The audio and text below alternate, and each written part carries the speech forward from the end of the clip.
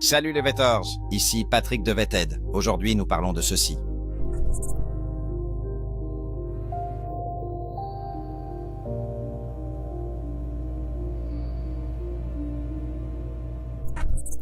Je reviens tout juste de chez Jacques Vallée et il a dit là-bas qu'ils ont ces êtres et qu'ils essaient de communiquer avec eux et de créer un langage. Je viens de l'entendre dire ça. Alors, à qui cette planète va-t-elle appartenir ou pour qui ont-ils l'intention qu'elle soit? Je n'ai pas vu Material Dialogue, je connais pas la réponse, mais ce que je peux vous dire, c'est qu'il est clair que nous partageons cette planète. Alors, je veux dire que sont ces êtres. Vous savez, pourquoi nous ressemblent-ils? Y a-t-il d'autres êtres impliqués? Et je parle dans le livre de certaines choses auxquelles j'ai été exposé, qui ne sont pas classifiées, dont je peux parler dans une certaine mesure de communication avec des êtres réels dans des laboratoires sur cette planète, avec qui les gens interagissent pour essayer de développer des langages de plus haut niveau pour préparer la communication. C'est un ordre différent de créatures que nous n'avions jamais vraiment vues ou connues auparavant. Ces choses sont en cours. Il y aura évidemment un impact culturel énorme.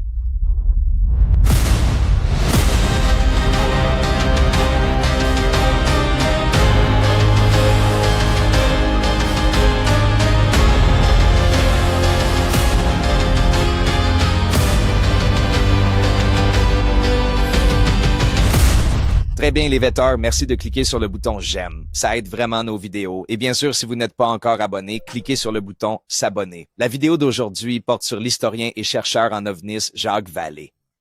Il a récemment fait des commentaires à Contact in the Desert, une conférence sur les ovnis qui a lieu chaque année à Palm Springs, et ses propos ont fait quelque peu sensation, mais on n'en parle pas vraiment jusqu'à cette vidéo qui, j'imagine, va faire en sorte qu'on en parle davantage. Passons aux choses sérieuses, car comme vous l'avez vu dans l'introduction, c'est assez fou si c'est vrai. Avant d'aborder les commentaires de Jacques, je veux vous donner un peu de contexte sur lui, au cas où vous ne sauriez pas qui il est. Mac, tu sais qui est Jacques Vallée? Mac, tu sais qui est Jacques Vallée? Qu'est-ce qui se passe? Hein? Qu'est-ce qui se passe? Dis-moi.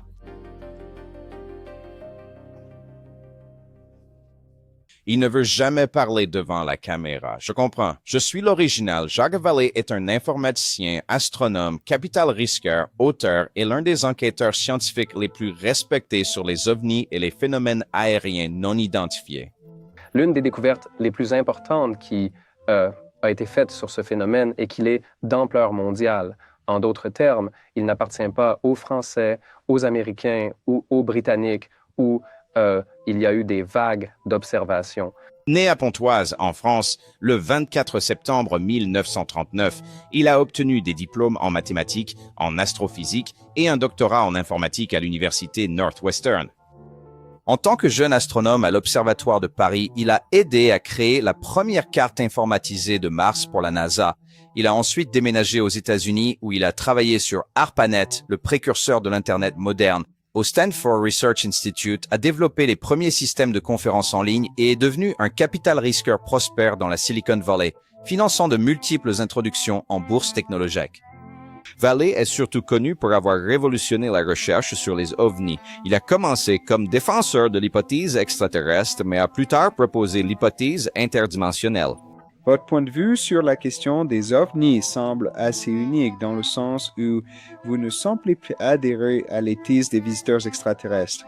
Soutenons que les rencontres avec des ovnis partagent des modèles frappants avec le folklore historique et les phénomènes psychiques.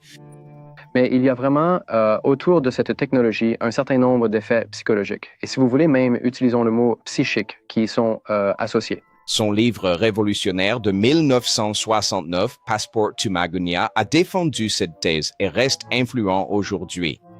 Et ce qui est typique de ces vagues, c'est que des gens de toutes ces cultures différentes à travers le monde décrivent la même chose avec leurs propres termes.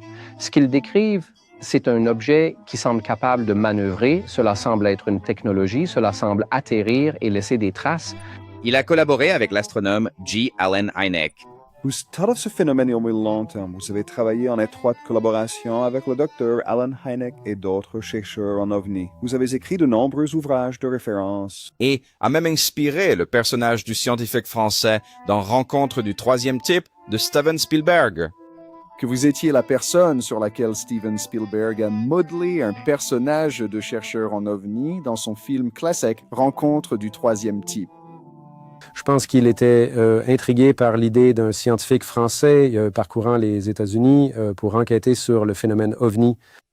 Aujourd'hui âgé de 85 ans environ, partageant son temps entre San Francisco et Paris, Vallée continue d'apporter une rigueur scientifique à l'inexpliqué, nous mettant au défi de repenser ce qui se passe réellement dans notre ciel. Maintenant que nous en savons un peu plus sur Jacques Vallée, écoutons les commentaires qu'il a faits lors de Contact in the Desert. Nous devons aborder la question des ovnis et des phénomènes aérospatiaux non identifiés de la même manière, en développant des structures capables de le faire. Maintenant, ce dont nous parlions, vous savez, les éléments de physique et ainsi de suite, ce n'est qu'un aspect. Il y a beaucoup d'autres choses parallèles à faire vous savez, dans les sciences naturelles. Je veux dire, qui sont ces êtres ? Vous savez, pourquoi nous ressemblent-ils? Y a-t-il d'autres êtres impliqués?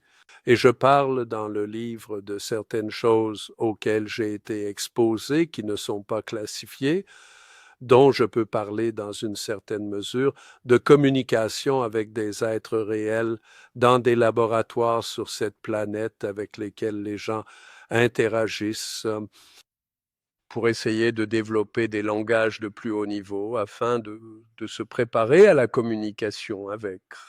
C'est un ordre différent de créatures que nous n'avons jamais vraiment vues ou connues auparavant. Ces choses sont en cours. Il y a évidemment un impact culturel énorme à venir. Très bien. Il dit en gros qu'on lui a révélé des choses non classifiées, n'est-ce pas? Et c'est l'un de ces points, et c'est assez intéressant, n'est-ce pas? Je veux dire, à première vue, on se dit, attendez, nous développons en laboratoire avec des scientifiques et des êtres un moyen de communiquer avec eux, un langage, comme il le dit, n'est-ce pas? Je veux dire, tellement de questions, n'est-ce pas, quand on entend une chose pareille. Et il n'y a pas de questions complémentaires ou quoi que ce soit à ce sujet. Donc, il n'y a vraiment pas, vous savez, d'extrapolation sur ce que cela signifie exactement. Je dois être honnête, au début, quand on entend ça, on se dit, oh mon Dieu. Mais ensuite, quand on prend du recul et qu'on essaie de comprendre exactement ce qu'il dit par être, veut-il dire extraterrestre ou interdimensionnel, qu'est-ce qu'il dit, n'est-ce pas? Tout ce qui n'est pas humain, je veux dire, un être pourrait être humain, un être humain, n'est-ce pas? On ne sait tout simplement pas. Est-ce une intelligence artificielle avec laquelle on essaie de communiquer? Encore une fois, comment cela pourrait-il être non classifié? Ça me semble tellement étrange que ce soit non classifié, vous ne trouvez pas? Je ne sais pas. J'essaie de comprendre ce que cela signifie exactement. Développons-nous un langage extraterrestre avec l'aide d'un extraterrestre? Je ne sais même pas comment tout ce processus commence. Je suppose que nous avons fait la même chose dans la fiction avec le film Premier Contact. C'est un peu tout l'intérêt de ce film, non, de développer ce langage. Je veux dire, il y a un message plus profond, mais c'est vraiment une grande partie du film. Donc, je ne sais pas. C'est étrange. Encore une fois, il ne nous reste plus beaucoup de temps avec Jacques Vallée sur cette planète et ce serait bien pour obtenir certains de ces détails. Alors, espérons qu'il pourra les approfondir plus tard. Maintenant, restez avec moi, car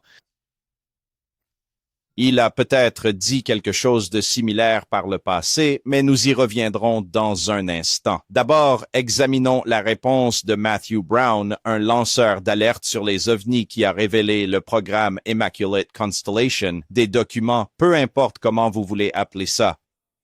Il était aussi à Contact in the Desert lors d'un panel avec Jeremy Corbell et George Knapp vous savez, et Dylan Borland, un autre lanceur d'alerte sur les ovnis, et, oh là là, j'oublie son nom, Alexander Wiggins. Et ils font essentiellement une session de questions-réponses après. Et un gars qui était au panel de Jacques Vallée, qui a entendu Jacques dire ça à propos du langage extraterrestre, a demandé à Matthew Brown. Ouais, qu'en pensez-vous? La question est pour Matthew. Dans votre dernier épisode avec les gars, vous avez dit que vous n'étiez plus sûr que cette planète soit encore notre maison.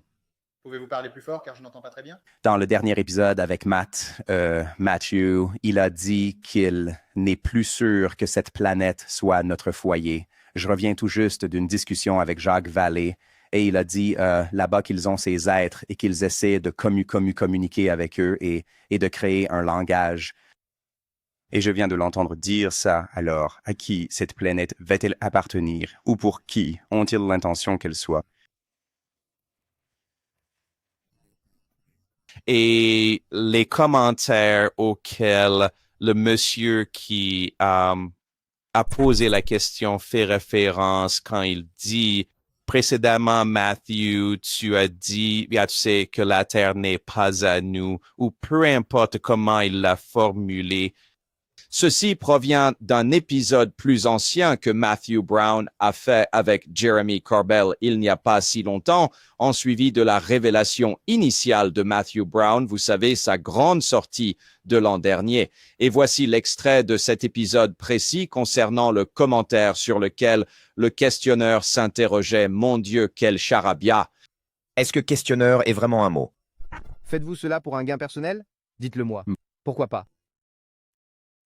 Parce que c'est notre maison, et si nous ne la défendons pas, qui le fera? Nous vivons ici. Exactement. La planète Terre ou l'Amérique? Amérique. Je ne suis plus sûr que la Terre soit notre foyer. Vous vous souvenez quand j'ai dit que Jacques avait potentiellement mentionné quelque chose à propos de ce langage extraterrestre ou quelque chose de similaire par le passé? Je ne sais pas, quelque chose me restait en tête et je crois que j'ai déjà entendu ça de la part de Jacques. Et je vais vous passer un extrait d'une précédente vidéo Vetted de décembre pendant Noël que j'ai faite sur des commentaires que Jacques a fait par coïncidence sur le podcast Weaponized également avec Jeremy Corbell et George Knapp. Écoutez et dites-moi si vous pensez qu'il s'agit de la même chose dont il parle. Salut à tous, les Viders. Joyeux Noël à vous. Aujourd'hui, nous parlons de ceci. Ce qu'ils m'ont décrit est un processus très sophistiqué par lequel nous pourrions interagir avec ces entités. Donc vous dites avoir été informé de l'existence d'un projet gouvernemental, peut-être il y a 20 ans, qui aurait réussi à établir une communication directe avec une intelligence non humaine. Et vous croyez que ces informations sont vraies et que c'est une réalité. C'est ce que vous comprenez être la vérité. Est-ce exact? Oui. À mon avis, c'est la même chose. Et écoutez, je vais mettre un lien dans la description vers cette vidéo pour que vous puissiez voir le reste des commentaires de Jacques et vous faire votre propre idée, d'accord? Et encore une fois, ce serait bien d'avoir plus d'informations à ce sujet. Maintenant, puisque nous sommes ici et que j'ai mentionné Weaponized, Matthew Brown, ainsi que Dylan Borland et Alejandro Wiggins, je veux vous montrer un extrait, car en écoutant ce panel de discussion de Weaponized à Contact in the Desert, j'ai trouvé ceci extrait à propos, vous savez, du gars dans le public qui pose la question à Matthew Brown et qui fait le lien avec ce commentaire de Jacques Vallée. J'ai aussi entendu autre chose qui a attiré mon attention. Laissez-moi vous passer ça. Dylan, comment ça s'est passé chez Home Depot quand vous avez soumis votre CV pour travailler dans la sécurité nationale? Oui, ou le banquier?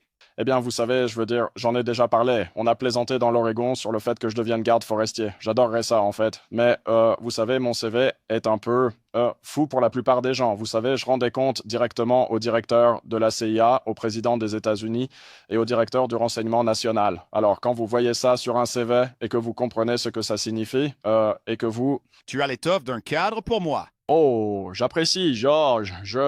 Vous savez, vous postulez pour charger du bois. J'ai mon master. C'est l'une des deux choses suivantes. Soit vous êtes fou, soit vous partirez à la première occasion, donc pas grand monde ne veut vous embaucher. Voici Dylan Borland qui parle, vous savez, d'essayer de trouver un travail chez Home Depot ou autre. Et ce commentaire sur Home Depot a attiré mon attention. J'ai fait quelques remarques sur Matthew Brown dans ce même épisode où il disait « Je ne pense plus que la Terre soit notre foyer ». Que peut-être Matthew, Dylan, certains de ces lanceurs d'alerte ont mal interprété.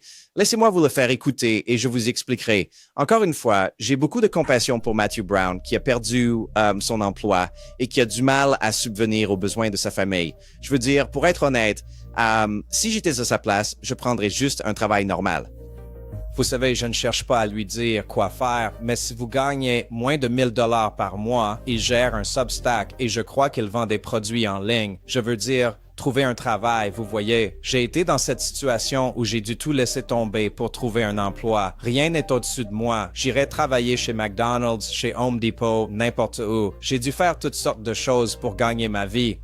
Alors peut-être que c'est un mélange des deux, genre trouve un boulot, ramène au moins un peu d'argent parce qu'on gagne plus en travaillant chez Home Depot et puis fais tes trucs de lanceur d'alerte aussi, je ne sais pas. Mais encore une fois, c'est une situation difficile. Je ne connais pas sa vie de famille. Je ne sais pas ce qui se passe.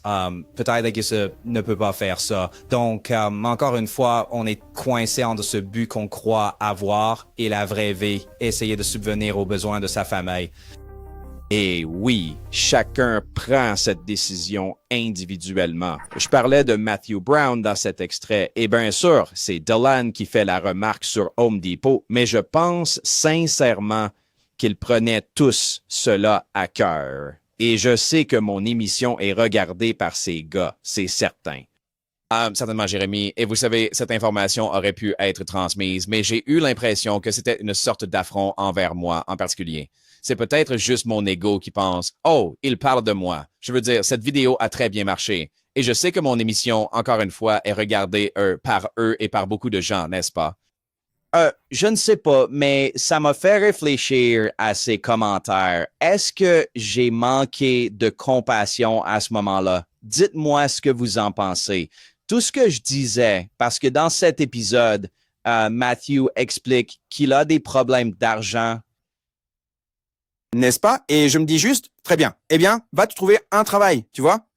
Et vous savez, ils ont peut-être été offensés par ça, et je comprends, n'est-ce pas? C'est comme je l'ai dit dans ma vidéo, à chacun de décider comment subvenir aux besoins de sa famille. Je n'essaie pas de leur dire quoi faire. Je ne faisais que donner un conseil basé sur mon expérience. J'espère vraiment qu'ils ne l'ont pas mal pris, même si c'est peut-être le cas, et je peux comprendre pourquoi dans une certaine mesure. Parce que comme Dylan l'explique, il se demande, comment suis-je censé aller travailler chez Home Depot avec mon CV? Ils vont juste assister à ce qu'elle dit, suis fou ou que je vais partir, vous savez, à tout moment. Mais d'après mon expérience, ce n'est pas le cas. J'ai travaillé longtemps dans la restauration et on voyait toutes sortes de gens venir servir ou travailler au bar avec des parcours et des CV incroyables. Tu vois, je parle de trucs à peine croyables. Tu te dis, ouais, mince, pourquoi tu travailles ici? Ouais, mais tu es quand même embauché, non? Donc, l'idée qu'on ne peut pas trouver un emploi là-bas à cause de son CV, ce n'est honnêtement pas vrai, n'est-ce pas? Et il y a beaucoup d'emplois en dehors du gouvernement avec ce CV. Donc, je ne sais pas. Mon point de vue reste valable. Je n'essaie pas d'être, vous savez, insensible. Est-ce que ce mot existe seulement? Je n'arrête pas de dire des mots aujourd'hui qui ne sont peut-être même pas des mots. Il faut que je m'arrête de parler. Mais je ne sais pas. J'ai juste trouvé ça intéressant. Et peut-être qu'il ne visait pas ça pour moi. Mais je veux juste m'en assurer. Je ne voulais pas être méchant. Je voulais juste être réaliste. Je pense que la plupart d'entre nous ici avons été dans une situation où il faut, vous savez, se reprendre en main et régler les choses, peu importe ce que c'est, n'est-ce pas? Mettre son ego de côté, sa fierté de côté et faire ce qui doit être fait. Et honnêtement, on ne sait pas de quoi on est capable avant d'essayer. Alors, est-ce que Delane est allé chez Home Depot pour chercher du travail et c'est ce qu'on lui a dit parce qu'il ne peut pas juste le penser sans aller vérifier. Et l'idée qu'il ne peut pas transporter du bois parce qu'il est un lanceur d'alerte sur les ovnis, encore une fois, c'est juste de la fierté, c'est juste de l'ego. Enfin, je veux dire, pour être honnête, du moins, c'est comme ça que mon père m'a élevé. Vous savez, il vient du Missouri. Il a grandi dans une ferme. Mon grand-père a combattu durant la Seconde Guerre mondiale. C'est vraiment une mentalité de se prendre en main et d'avancer, peu importe la manière dont on y parvient. Vous savez, pour la petite histoire, mon père, quand j'étais sur le point de finir le lycée, n'a jamais eu la chance de terminer l'université, mais il y était allé un peu avant ma naissance. Et alors qu'il travaillait à temps plein, il a décidé d'obtenir son diplôme à temps plein. Il suivait des cours à temps plein pour obtenir son diplôme, travaillait à temps plein et en plus, pour payer ses études sans faire de prêt, il a pris un deuxième emploi. Mon père cumulait 2 emplois et ses études à temps plein sans jamais se plaindre une seule fois. Il dormait probablement 3 ou 4 heures par nuit et il assurait, ou c'est ce qui m'entourait. Je ne dis pas que tout le monde doit être comme ça ou que tout le monde l'est et pour être honnête, je ne pense pas pouvoir faire ce que mon père a fait. Il était juste d'un autre genre et d'une autre génération. Mais quoi qu'il en soit, si j'en parle, c'est juste pour que les gens ne pensent pas que je ne fais pas preuve de compassion envers ces lanceurs d'alerte et leur situation. J'ai absolument de la compassion pour les personnes qui peuvent se retrouver dans une situation qui n'est pas facile. Je comprends, n'est-ce pas? Je donne juste mon avis et c'est vraiment tout ce que c'est, mon avis. L'extrait que j'ai utilisé de Jacques Vallée à Contact in the Desert, je l'ai pris sur le site web de Contact in the Desert qui dispose d'une sorte d'espace d'achat de rediffusion où vous pouvez obtenir toutes les présentations qui ont eu lieu à Contact in the Desert si vous n'avez pas pu vous y rendre en personne.